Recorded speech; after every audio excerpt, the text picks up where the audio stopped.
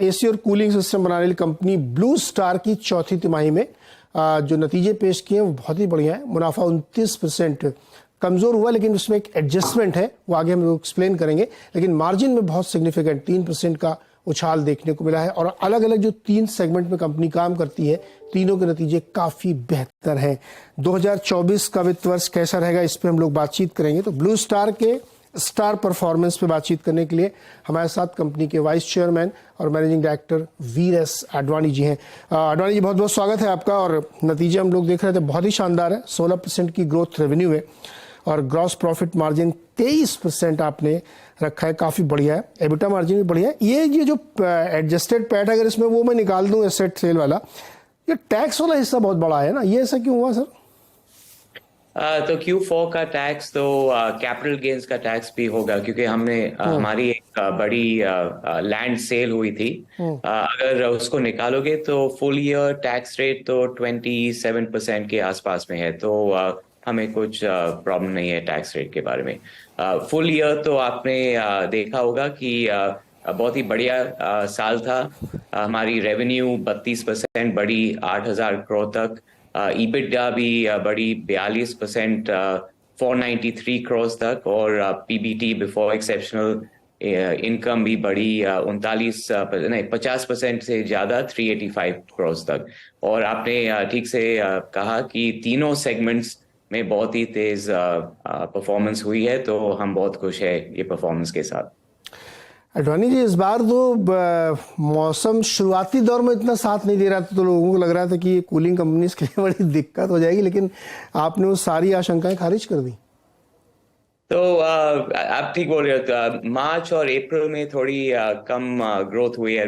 ये air conditioner के business के बारे में आप बात कर रहे हो, मगर हम तो ब्लू स्टार में जनवरी से जून तक पूरी सीजन देखते हैं, क्योंकि हर साल पीक महीना अलग अलग होता है। कभी मार्च में होता है, अप्रैल मई में भी होता है पीक। तो ये साल में मार्च और अप्रैल आप ठीक बोल रहे हो, थोड़ा कम ग्रोथ हुआ है, क्योंकि काफी बारिश हुई है नॉर्दर्न रीजन में। मगर बाकी रीजन्स में बहुत ही अच्छी ग्रोथ है। आपने देखा होगा कि हमारी एयर कंडीशनर बिजनेस ऐसे 22% ग्रोथ हुई थी जनवरी से मार्च तक। अप्रैल थोड़ा कम था, मगर मई जून में हमें लगता है कि फिर से बढ़ेगा। ब्लू स्टार के लिए तो हमें लगता है कि फुल सीजन में ऐसे 20-25% के बीच में ग्रोथ जरूर होगा। करेक्ट सर, ये बात तो सही है। आगे जाते हुए और उम्मीद, हालांकि अभी भी मौसम बड़ा उतार चढ़ाव ले रहा है, कहीं कहीं तो बहुत ही खुशनुमा मौसम हो रहा है, लोगों को एसी की वजह पंखे से ही काम चल रहा है। लेकिन आने वाले महीनों में डेफिनेटली गर्मी बढ़ेगी, इसमें कोई शक नहीं है। सेगमेंटल में देखें सर, ये जो आपका मैकेनिकल प्रोजेक्ट वाला बिजनेस है, इसमें काफ़ी शानदार ग्रोथ मुझे देखने को मिल रही है, मार्जिन इंप्रूवमेंट भी है। क्या कोई बड़े कॉन्ट्रैक्ट हाथ में लगे क्या? तो पहले आपने देखा होगा कि हमारी कैरी फॉरवर्ड ऑर्डर बुक ऐसे 50% बढ़ी है। 5,000 करोड़ पहले बार क्रॉस हुई है। ये ऑर्डर बुक तो बहुत ही अच्छा मिक्स है। पिछले साल में आपने देखा होगा कि हमारी ऑर्डर बुक काफी कमर्शियल रियल एस्टेट में थी। समझो IT पार्क्स, होटल, हॉस्पिटल, ऐसे प्रोजेक्ट्स।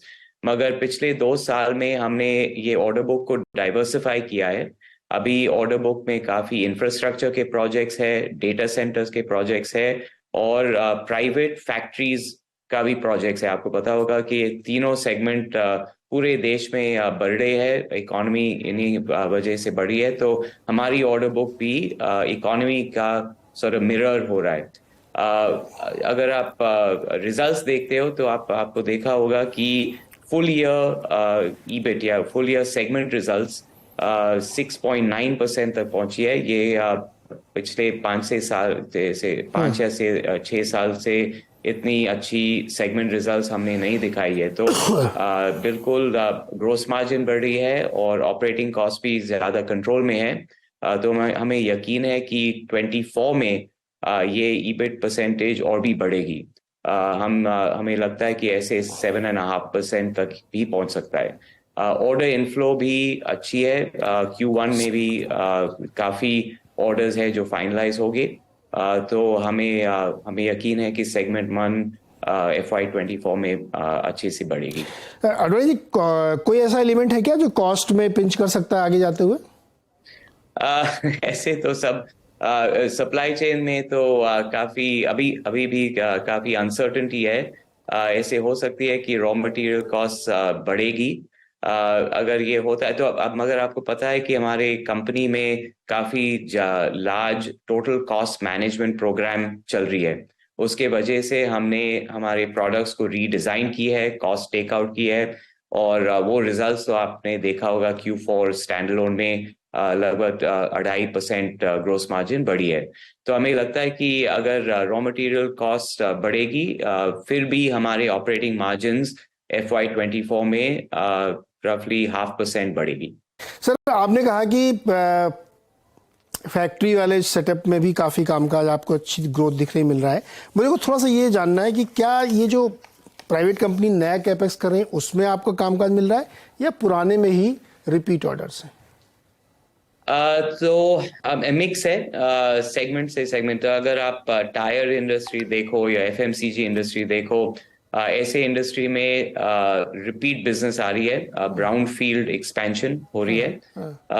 मगर अगर आप ऐसे डेटा सेंटर्स में देखो या EVs, ऐसे सेगमेंट में ये सब न्यू कैपेक्स है, फ्रेश कैपेक्स है। तो अच्छी मिक्स है। हमें लगता है कि मगर ज्यादा से ज्यादा कैपेक्स तो अभी तक पब्लिक सेक्टर का ही कैपेक्स हो रही है। इंफ्रास्ट्रक्चर प्रोजेक्ट्स में सबसे ज्यादा ग्रोथ हुई है, मगर मुझे यकीन है कि FY24 में प्राइवेट कैपेक्स भी बढ़ेगी। और रेलवे बहुत खर्चा कर रहा है सर, वहां से भी अच्छा बिजनेस मिल सकता है? सुनाई नहीं दिया, कहाँ से? रेलवे भी बहुत कैपेक्स कर रही है गवर्नमेंट। आपने कहा ना गवर्नमेंट से ज्यादा हो रहा है, तो रेलवे भी तो बहुत एक्सपेंशन कर रही है।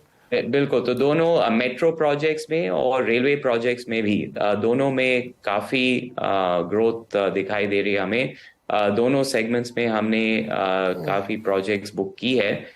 मेट्रो प्रोजेक्ट्स में तो हम 20 साल से कर रहे हैं, तो वो तो हमारे लिए पुराना बिजनेस है। रेलवे इलेक्ट्रिफिकेशन का काफी नई बिजनेस है हमारे लिए, तो हम थोड़े आस्ते से ऑर्डर बुक बढ़ाएंगे। हमने लगभग 500 करोड़ की ऑर्डर्स ली है रेलवे इलेक्ट्रिफिकेशन में। हम वो प्रोजेक्ट्स को पहले एग्जीक्यूट करेंगे और फिर उधर से ज्यादा प्रोजेक्ट्स बुक करेंगे। मगर मेट्रो प्रोजेक्ट्स में भी काफी तेज डिमांड है। ओके सर, प्राइवेट कैपेक्स मतलब उस तरह से ग्रो नहीं कर रहा जैसे एक्सपेक्टेड था, बहुत ज्यादा फैन फॉलोइंग थी कि खूब होगा, वैसा नहीं हो रहा है ना? अगर तो प्राइवेट कैपेक्स दो किस्म के हैं। आप जो बात कर रहे हो वो लार्ज प्रोजेक्ट्स के बारे में आप ठीक बोल रहे हो। मगर हमारे तो कमर्शियल एयर कंडीशनिंग बिजनेस भी है, जहां हम ducted systems, VRF systems, chillers बेचते हैं। ये प्रोजेक्ट्स तो छोटे प्रोजेक्ट्स होते हैं, ये बहुत लार्ज ग्रीनफील्ड प्रोजेक्ट्स नहीं है। वो बिजनेस में इंक्वायरी लेवल्स बहुत ही तेज है। अप्रैल और मई मंथ्स में भी काफी प्राइवेट सेक्टर की ऑर्डर्स हम बुक कर रहे हैं। तो मुझे लगता है कि स्मॉल और मीडियम साइज प्राइवेट कैपेक्स अच्छी सी बढ़ी है। Large standalone greenfield capex private sector में थोड़ी स्लो हुई है। ओके, ये चलेगा। Last question sir, unit project का रन रेट मेंटेन रहेगा सर, क्योंकि अभी बहुत अनसर्टेनिटी है सीजन को लेके? हाँ, तो पिछले साल फुल ईयर तो आपने देखा होगा कि सेगमेंट 2 हमारे एयर कंडीशनर्स और रेफ्रिजरेशन बिजनेस 40% बढ़ी। तो FY24 में तो ये इतनी तेज नहीं बढ़ेगी। हमें यकीन है कि 20-25% के बीच में ग्रोथ तो जरूर आएगी। आपको पता है कि बहुत रूम एयर कंडीशनर्स और कमर्शियल रेफ्रिजरेशन की बिजनेस है। कमर्शियल रेफ्रिजरेशन की डिमांड भी बहुत ही तेज है। QSR सेगमेंट में, मिल्क सेगमेंट में, आइसक्रीम सेगमेंट में, ये सब कैपेक्स तो बढ़ी है। तो हमें लगता है कि 20-25% के बीच में ग्रोथ होगी। ओके अडवाणी सर, बहुत शुक्रिया हमारे साथ जुड़ने के लिए, और बहुत ही एनकरेजिंग कमेंट्री आपने सुनाई। हमें मज़ा आ गया सुन के कि सब तरफ बिजनेस बहुत बढ़िया है, और जहाँ दुनिया में सब तरफ इतनी प्रॉब्लम है, वहाँ इंडिया में इतना शानदार ग्रोथ देखने को मिल रही है। बहुत बहुत शुक्रिया सर, और बहुत बहुत बधाई आपको बढ़िया शानदार नतीजे पेश करने के लिए। ब्लू स्टार एक आउट परफॉर्मर है, नाम भी ऐसा है ब्लू स्टार, बिल्कुल ब्लू स्काई टाइप का स्टॉक है। देखिए बहुत ही बेहतरीन प्रदर्शन और हर सेगमेंट में, जो तीनों सेगमेंट में काम करते हैं, बेहतरीन प्रदर्शन। क्या गाबा जी, ब्लू स्टार स्टॉक पसंद है आपको इस लेवल पे? देखिए, मुझे basically chart structure blue star का पॉजिटिव है, तो पसंद तो है। अब लेने का है और टाइम फ्रेम चाहिए दो। मेरे ख्याल से हाई टाइम फ्रेम के हिसाब से थोड़ा स्ट्रेच है, लेकिन अगर लो लेवल मिलते हैं तो खरीदने का मौका रहेगा। 1380 1300 जोन, ये स्ट्रॉन्ग सपोर्ट जोन है। जब भी इसमें कोई डिप्स मिलती है वो एक खरीदारी का मौका रहता है ब्लू स्टार में। तो buy on dip stock and hold for long term. अब जो रीसेंट हाई हमने देखा है 1560 के आसपास, वो पार कर लेगा तो न्यू हाई बन जाएगा। बिल्कुल मेरे ख्याल से लेना चाहिए ऑन डिप्स एंड होल्ड करना चाहिए थोड़ा वक्त के लिए। ओके, डिप्स निवेश के लिए स्टॉक है। हाँ, डिप्स पे बाई करें और होल्ड करें लॉन्ग टर्म के लिए। ब्लू स्टार एक बड़ी एसी और कूलिंग सिस्टम चलाने वाली कंपनी। चलिए अब अपने दर्शकों की तरफ चले, इंतजार कर रहे हैं वो लोग। हिमांशु कुमार सेठी, बताइए हिमांशु जी क्या सवाल है? हेलो जी। मेरा सवाल था कि जो शिपिंग कॉर्पोरेशन ऑफ इंडिया का मेरे पास 500 शेयर है 120 करके 1 साल से, इसका भी आगे लॉन्ग टर्म देखने से क्या करना पड़ेगा? कहा सर एससीआई में लॉन्ग टर्म के लिए वही बताइए, 120 की बाइंग है इनकी। 120 की बाइंग आप 95 पे ट्रेड कर रहे हैं, लॉन्ग टर्म के लिए चाहिए। वीकली चार्ट तो ठीक लगता है कि यहाँ से बाय मिल सकता है, और मीडियम टर्म चार्ट के हिसाब से भी बाय मोड पर तो है, कंसोलिडेशन जोन पर है। तो मेरे ख्याल से होल्ड है लॉन्ग टर्म के लिए। 150 160 पॉसिबल है मीडियम टर्म के हिसाब से, फिर देखेंगे। लेकिन बाय मोड पर है, सेल मोड पर नहीं है, वीक स्ट्रक्चर नहीं है, पॉजिटिव स्ट्रक्चर है। एससीआई शिपिंग कॉर्पोरेशन पॉजिटिव है, होल्ड कर सकते हैं। सरकारी कंपनी इस समय धूम मचा रही है गावा सर। इंजीनियर्स इंडिया लिमिटेड का शेयर दिखाइए, EIL। एक हफ्ते में कितना चला है? 50% की दिखाइए। हाँ, दिखाइए 15 दिन का, 10 दिन का चार्ट। ये देखिएगा गावा सर, 7 दिन में 18-19% है। पिक्चर भी बाकी है। पिक्चर भी बाकी है, थोड़ा और लंबा चार्ट दिखाइए, पहले पूरी पिक्चर समझ लेते हैं। 1.5-3 महीने का चार्ट दिखाइए आप। ये देखिए साहब, 1 महीने में 33%।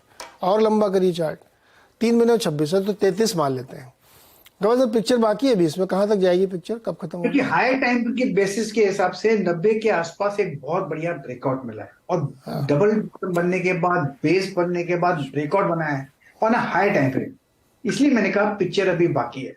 मुझे लगता है 120 तक जाना चाहिए, 140 तक जाना चाहिए, लेकिन लगता है ये stock Engineers India bottom out हो चुका। बस buy on dips and hold for long Engineers India.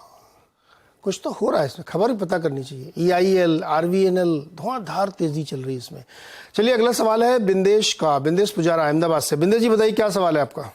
Sir पहले तो थैंक यू, आप जो मॉर्निंग कॉल में ग्लोबल रिलेटेड जो भी ग्लोबल मार्केट में जो भी हो रहा है अच्छी तरह से समझा रहे हो मॉर्निंग कॉल में, उसके लिए सर आपको thank you. Thank you sir. और अभी मेरी क्वेरी है, इंडसइंड बैंक मैंने 1140 का कॉल आज मॉर्निंग में लिया हुआ है, 20 रुपये 60 पैसे पे। ओके गाबा सर, आज सुबह लिया है 1140 वाली कॉल इंडसइंड बैंक की, एक लॉट 20 रुपये 60 पैसे पे। आप इंडसइंड बैंक की बात करें? हाँ ओके, क्योंकि मुझे आवाज नाम सुनने नहीं आया। हाँ, सर ये तो बहुत बढ़िया है इनका। हाँ बताइए क्या करें अभी ये?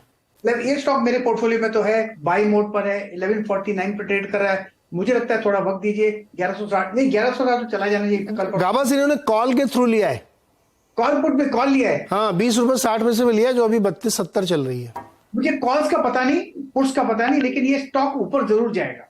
जैसे ऊपर जाएगा तो कॉल का वैल्यू बढ़ेगा। मेरे ख्याल से आपको मिलना चाहिए 1160 1170 चला जाएगा तो कॉल पुट का वैल्यू भी बढ़ेगा। बता दें कि मनी कंट्रोल पर दिए गए विचार एक्सपर्ट्स के अपने निजी विचार होते हैं। वेबसाइट या मैनेजमेंट इसके लिए उत्तरदायी नहीं है। यूजर्स को मनी कंट्रोल की सलाह है कि कोई भी निवेश निर्णय लेने से पहले सर्टिफाइड एक्सपर्ट की सलाह लें।